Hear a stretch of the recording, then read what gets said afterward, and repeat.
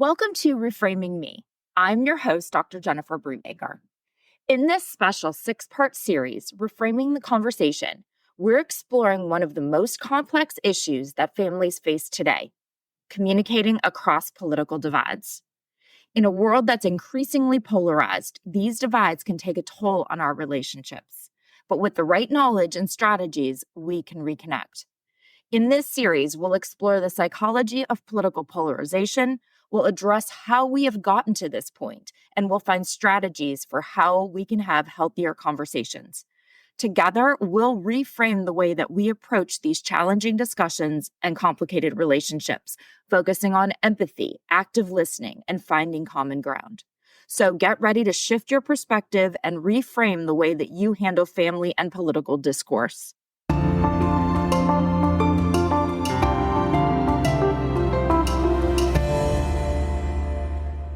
Hey guys, it's Jen. This is another episode of Reframing Me.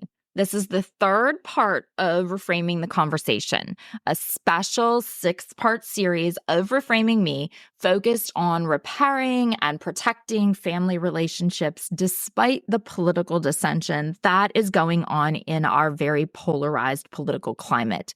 We are aiming to do this through effective and civil communication.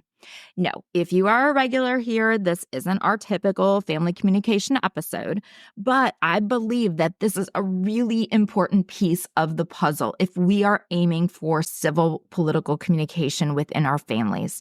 And today's episode is especially important for those of us with teens because we're going to have a conversation about how we form our political perspective. So we'll talk about media literacy and the process of political socialization.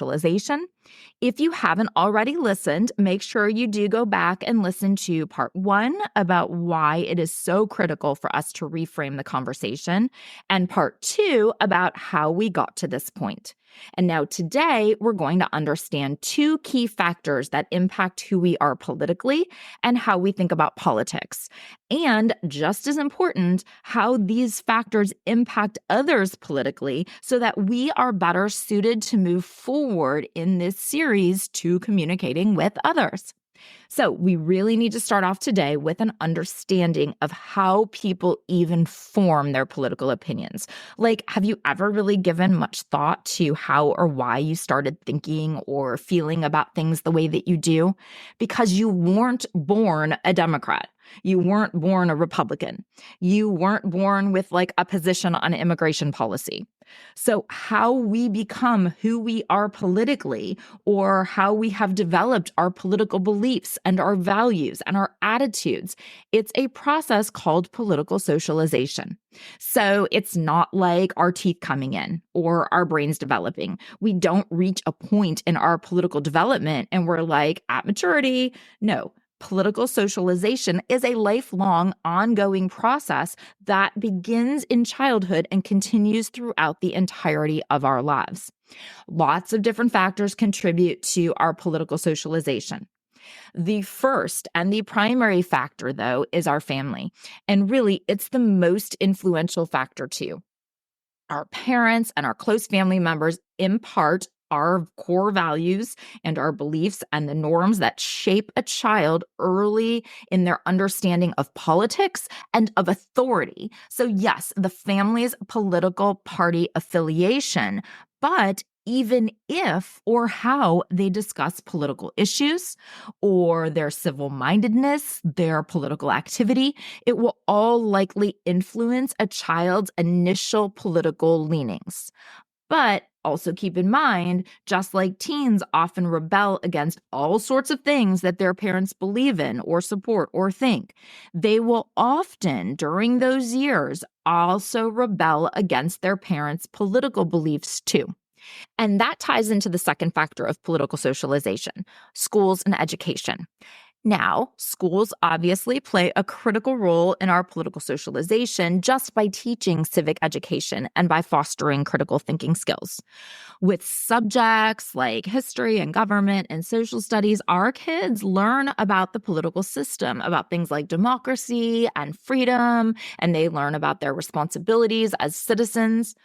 And without going off on too much of a tangent here, as someone who has taught in higher ed for well over 20 years, very little annoys me more than hearing statements like how these college professors are indoctrinating students and making them think the way that we want them to think, like we are brainwashing them.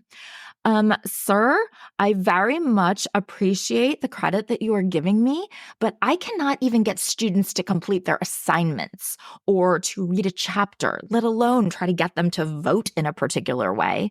If we are guilty of anything, it is teaching them to be critical thinkers. And for that, I will not apologize because I am pretty sure that's kind of the point of all of this, right? However, one of those aspects that is accurate, many students do go to college and do change their political and ideological views.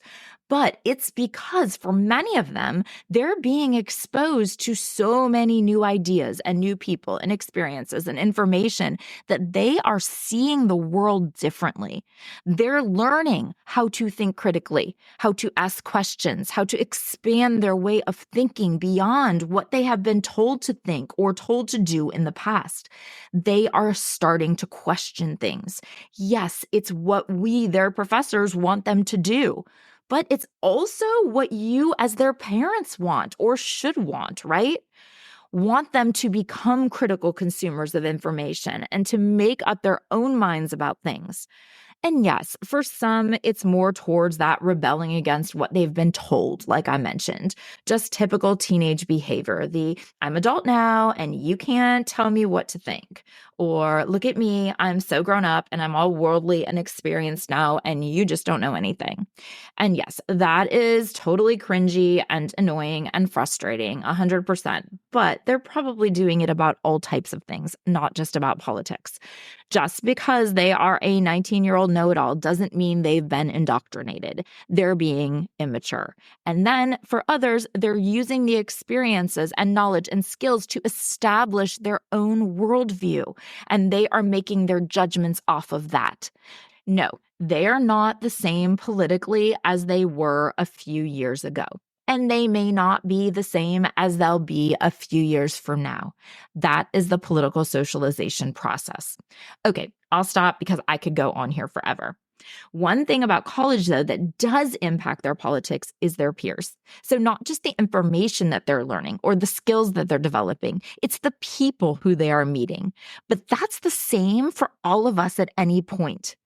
Our political socialization is impacted by friends and classmates and colleagues and neighbors and partners. They all significantly contribute to our political socialization. They see people who often are not like them and are not like people who they knew growing up. And they often find that they really like these people and they begin to see issues from the perspective of these people. This is a good thing. This is empathy. This is understanding that the world is not only made up of people like us. And this is why people from homogeneous communities oftentimes tend to have the same political perspective. And also why when they are then placed into a more heterogeneous environment, like a university, political views often reflect the heterogeneous environment. But yes, all of this, absolutely, it can impact their politics. And we all often discuss political issues with our peers, whatever age we are. And those conversations can shape or reaffirm our political beliefs. And peer influence is especially strong in our social groups because belonging and conformity encourages people to adopt certain political views or draws us to political activity that we may not be drawn to on our own. Churches or our religion also plays a big role in shaping our political beliefs.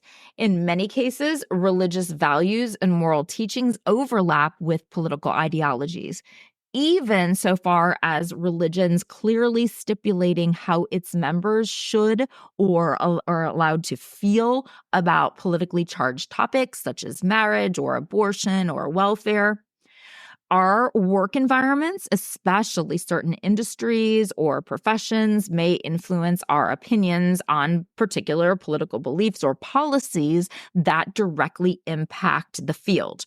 And similarly, or relatedly, I guess, socioeconomic position can influence political views.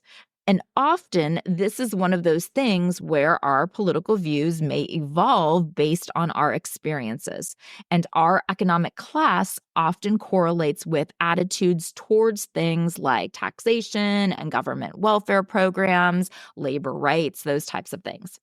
And then there's other demographic factors like race and gender, ethnicity, age. All of these things can influence the political socialization process. So, like racial and ethnic minorities may have different political experiences based on issues such as civil rights or immigration or equality.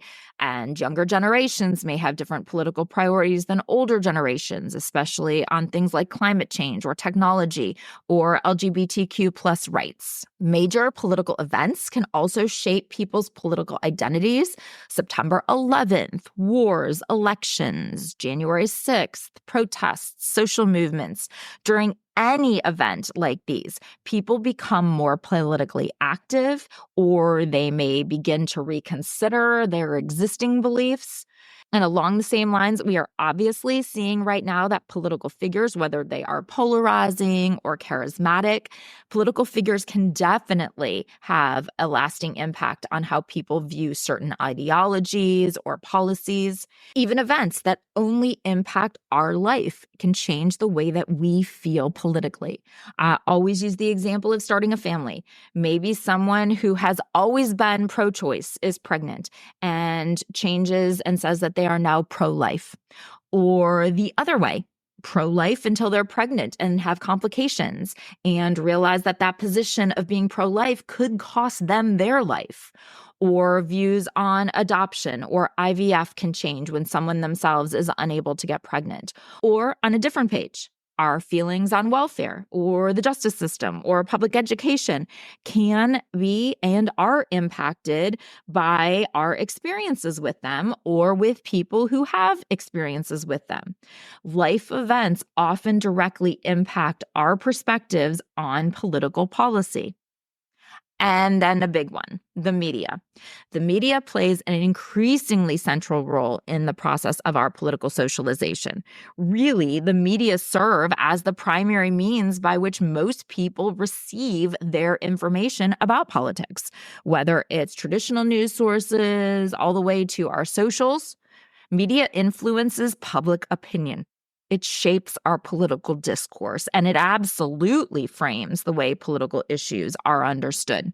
So because of this, media literacy is a critical skill for navigating this giant landscape of information that we encounter through media daily.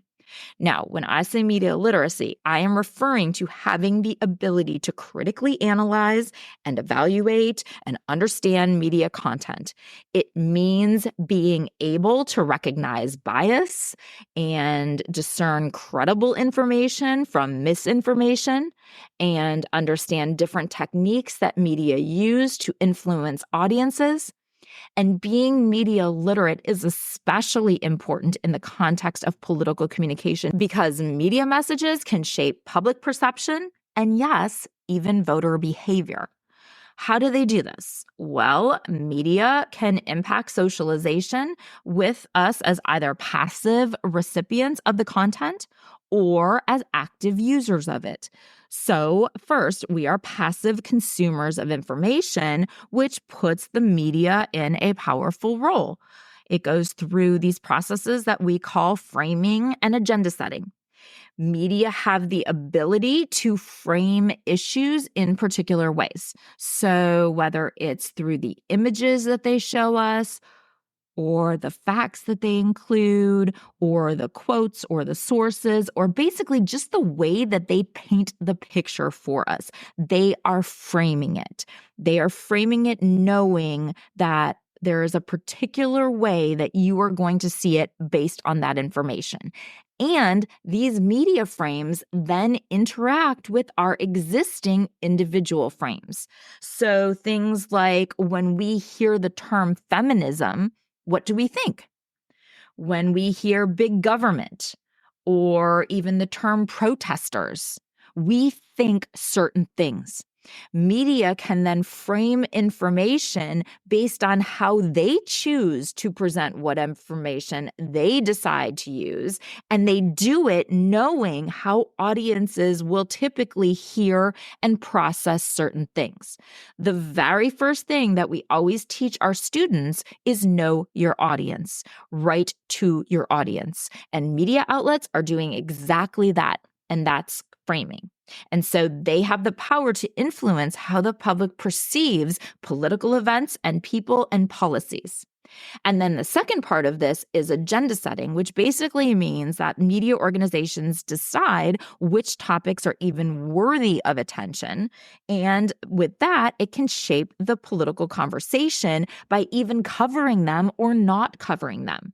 So, like extensive coverage of economic issues like unemployment or inflation or trade, that coverage might make voters prioritize these topics during an election more than they would be prioritizing them without the media's coverage of it.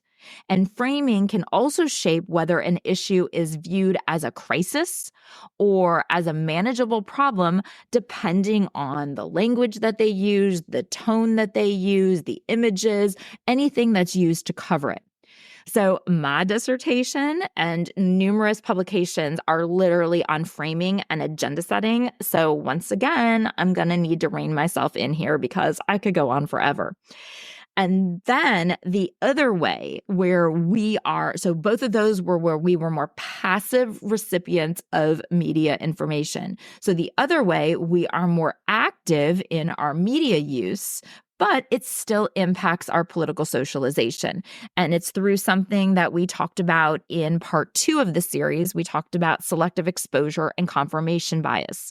And with the rise of the internet and social media, you'll remember that we said we are increasingly choosing our sources of political information. And by that, we are creating echo chambers, selectively exposing ourselves to particular information that aligns with our views. This selective exposure can create the echo chambers that we talked about, where we are only consuming news and perspectives that align with our existing beliefs. So people often gravitate towards outlets that confirm their biases, which can then polarize their opinions further. And as a result, of course, they become less open to opposing viewpoints, which makes constructive political discourse pretty difficult. Political campaigns use media as a platform to reach voters. And so we need to be aware of things like the overuse of emotionally charged messages or slogans or imagery solely used to appeal to voters and distract from a lack of honest or nuanced or substantive discussion. Campaigns also exploit voters' media illiteracy by simplifying complex issues or creating misleading narratives through the use of media. And then, of course, there is social media. We cannot leave out social media because platforms like Facebook and Twitter and YouTube have totally changed how people engage with political content. These platforms allow for a very rapid dissemination of information, and often that occurs at the cost of accuracy. And then socials provide users with a space to express their views and to interact with others. However, the unfiltered nature of social media also makes it easier for misinformation and disinformation to spread. So political content that go viral may reach millions without any fact-checking whatsoever, which only amplifies the false claims and then erodes the trust in actual credible sources. So, to combat any of this potential misinformation or disinformation or just good old propaganda, let's jump our conversation over to a few key elements of media literacy, okay? So first, critical thinking skills. Ooh, my favorite. Media literate people are able to evaluate how credible a source is, identify the purpose of the content, and detect any bias or persuasive techniques that are being used. So, like paying attention to how media producers may be attempting to manipulate our emotions or to frame stories in a way that favors certain political ideologies or particular candidates. For example, a Facebook friend posted one of the presidential candidates' platforms the other day and asked for help gathering information. So I couldn't help myself but point out to her a few things off the top of my head. I mean, it's a list, a numbered list where each point was one brief sentence and some were fragments. You cannot convey a thorough stance on any issue in one short sentence or fragment, which means that list was really lacking in substance. I also pointed out the statements were just broad generalities. They weren't saying anything. Things like end the weaponization of government and rebuild our cities. Things that said words, but were such vague and meaningless rhetoric that it's really just filler included to sound good, or by making large-scale promises that are completely unfeasible. So if you actually think about it, why include something that is literally impossible to do? And then, of course, you always want to do things like look at the source and evaluate who they are, what they do, what their reputation is, and what did they have to gain from this information. There are such great charts out there that show various media outlets where they stand partisan-wise or in neutrality. And so I'll make sure to link a good one in socials and on the website. Now, the second one is similar. When you're evaluating the source, be sure to understand things like media ownership and influence. We really need to be aware of who owns and controls media outlets so that we can see and understand potential bias. Because media conglomerates, they may have vested interests in certain political outcomes, which can totally affect the tone and content of news coverage. Remember how I just said about framing? So what sources are they using? Which facts are they including? What video or pictures? By definition, reporting is picking and choosing information to include. It is impossible to use everything. That's not reporting. And we wouldn't have the time to consume everything. So we rely on the abbreviated report. But just the mere act of which information is enough to include is in and of itself a potential for bias. And so media literacy encourages us to be aware of the ownership structures and seek out a diversity of perspectives and do this in an effort to get the whole story. And then relatedly, it's important, fact check. Fact check and verify sources and information. In this age of digital media, we've said that fake news, conspiracy theories, disinformation, misinformation, all of these things spread very quickly. And so fact checking is essential. Media literate consumers cross-check their information with reputable sources, and they avoid relying solely on sensationalist headlines and definitely not just on social media posts. So, like if you see an article in a more pop culture or fringe outlet, or if you see an influencer tweet something or a video, or even if you see something in a more mainstream outlet, but still may question it for whatever reason, fact check. Don't assume that because it's on the internet and it looks newsy, it's true. And always be aware of persuasive techniques. And this, well, all of the points, but this one in particular goes for any content that you see online, whatever, whether it's a travel blog or a beauty product ad, whatever. Media messages are designed to influence literally the entire point. They exist to hook audiences through emotional appeals or selective storytelling or exaggerated claims or a lot of other techniques. So media literate consumers, they are able to recognize these techniques and then distinguish between what is simply persuasive rhetoric and what is factual reporting. Are they just playing on my fear? or my patriotism or my love of animals, whatever. It doesn't mean that the content is bad, but understanding these methods allows you to separate out the emotion to form your own opinions rather than just being passively influenced by the media content. In political environments, of course, in election seasons, but really in any political comm, just in general, media literacy is such an important skill for everyone to develop so that we can have informed and active citizens. Because those with media literacy skills are better equipped to engage in civil discourse. Media literate people can communicate in political discussions with an actual informed and balanced perspective because they are able to see through those persuasive techniques and those media frames. They're better able to understand the opposing viewpoints and contribute to debates in a constructive and respectful manner for healthier discourse. I'm going to guess that a lot of you are the media literate consumers, so you probably understand the downside to being that person in a conversation, right? People think you're the bad guy. If you dare to question something or point out a fallacy or present a very valid point for the quote other side, it's totally because you are the problem. You are the other side.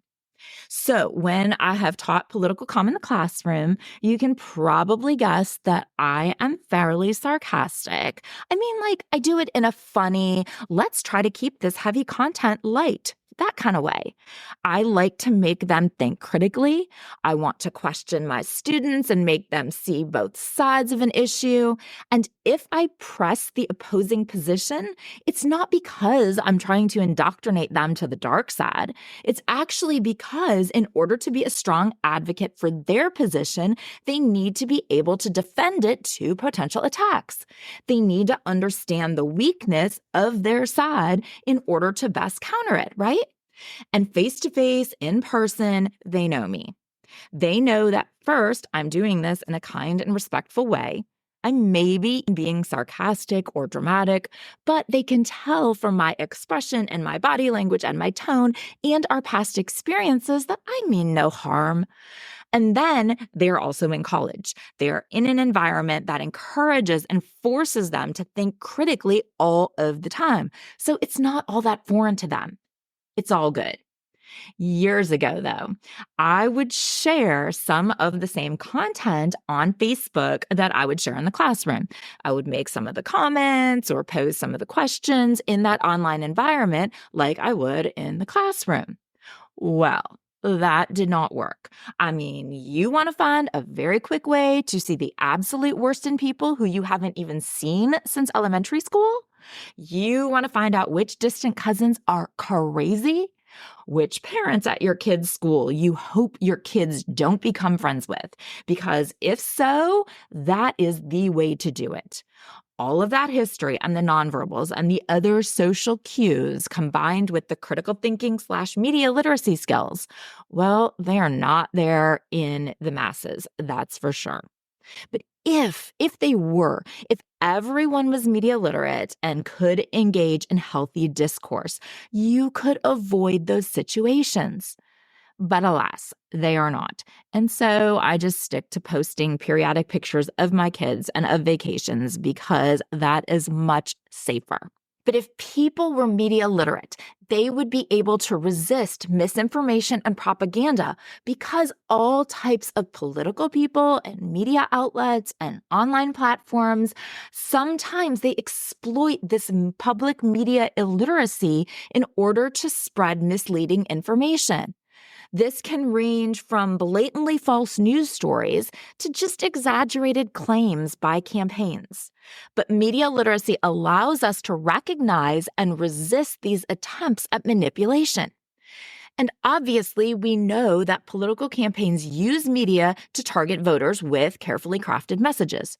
And these messages are designed to appeal to our emotions, to simplify complex issues, to attack the opponent.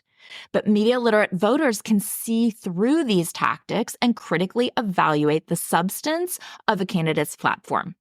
Just like I mentioned before, being able to look at the vague claims in a platform and be like, really? do you really expect me to buy this? Or, how about a how? Because anyone can say anything. And if more people were actually doing this, actually questioning, actually thinking critically, actually media literate, then politicians and the media would be held more accountable.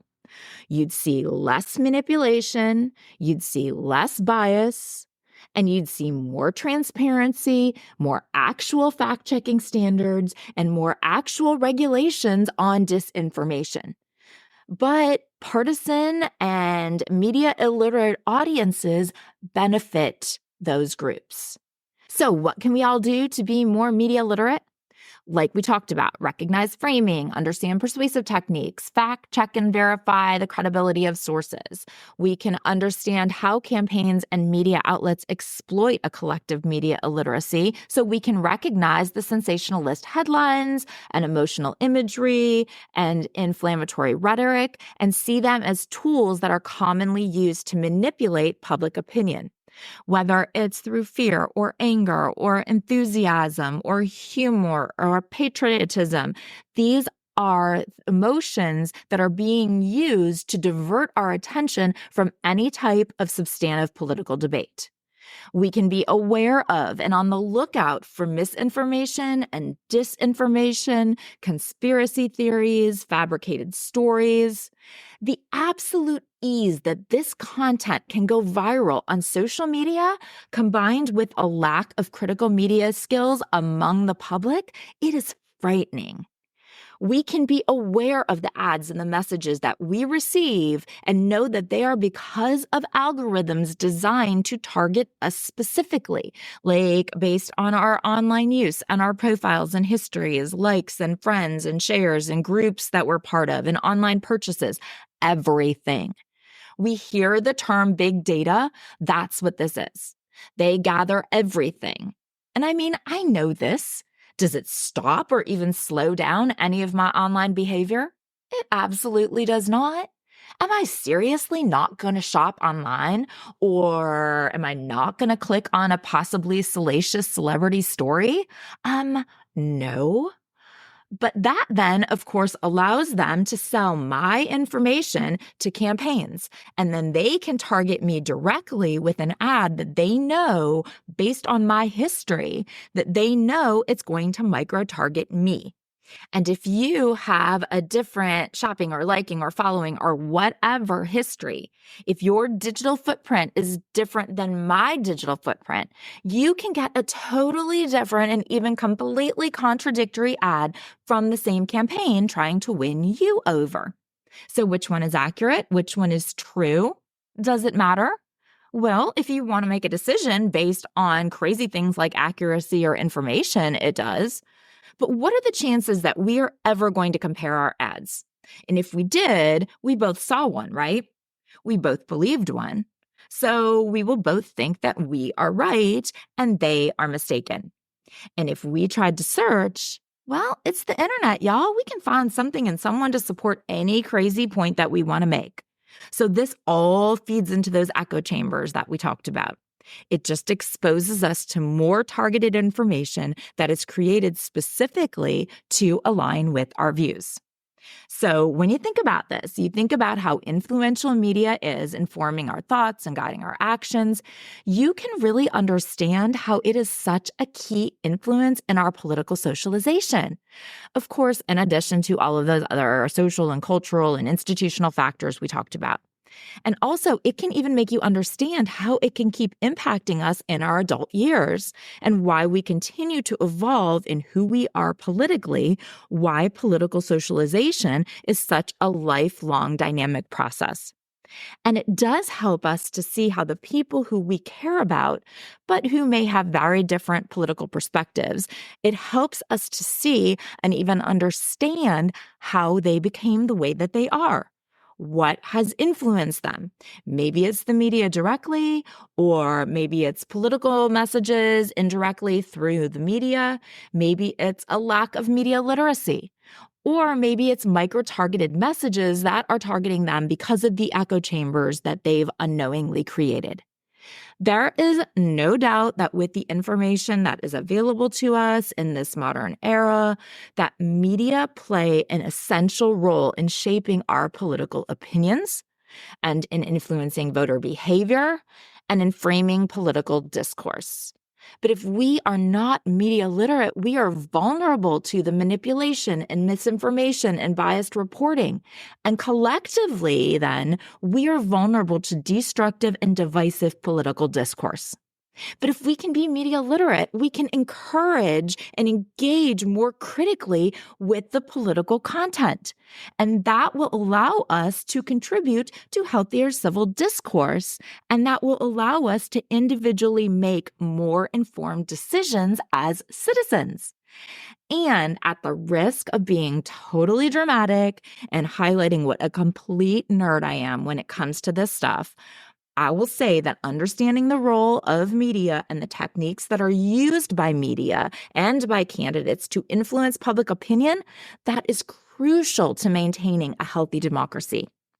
So now that y'all understand the importance of political discourse and our media literacy and how we got here and all of the other things that we've talked about in these first 3 parts, you're ready. We're ready. We're ready to talk about communicating with others, maybe even with those who are not quite as knowledgeable about these things. Maybe they're willing to talk and maybe they're not. So how do we navigate these relationships and conversations? Well, you will just need to listen to part 4 to find out. Thank you so much for joining me for this important series and this very important discussion. I know that many of you are my OG Family and Raising Teens listeners, and so I know that this is a bit of a departure for us. But I know how important of a side conversation this is to have, so I really appreciate you being here for it. And to my new listeners who are here for this sidetrack, please jump on over and take a listen to our other conversations in the main feed. We're here talking about raising teens and family communication and the struggle that many of us face when we look to redefine ourselves as women beyond the frame of motherhood. So if you or someone you know would benefit from that, please share the show with them. Find me on socials. It's both Reframing the Conversation and Reframing Me everywhere. You can check out the new website, reframingtheconversation.com or reframing-me.com. Until next time, be well and communicate.